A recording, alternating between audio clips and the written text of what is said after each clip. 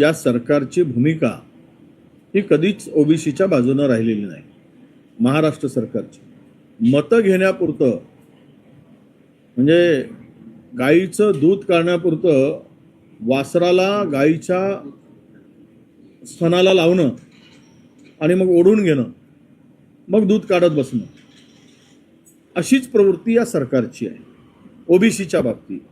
आता जर सर्वांनाच या सवलती दिल्या गेल्या आणि सर्वांना जर पुढे म्हणजे त्यामध्ये हा स्पर्धेत कसा टिकू शकेल?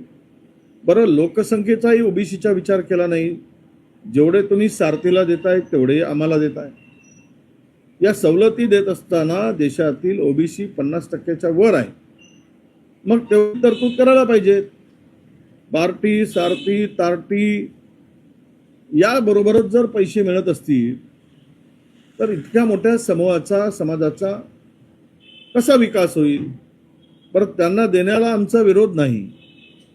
तुम्ही SC ST प्रमाणे आम्हाला स्कॉलरशिपमध्ये 100% सवलती द्या ना. जे विलासरावांनी 50% सुरू केली होती 2004 मध्ये, विलासराव देशमुख साहेब मुख्यमंत्री असताना.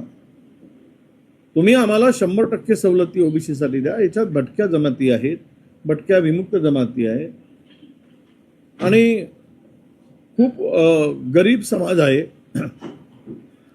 आणि अशामध्ये ह्यांचा इतरांना सवलती देत असताना यांची अडचण होऊ नये, यांची कुचंबणा होऊ नये हा विचार केला गेला पाहिजे.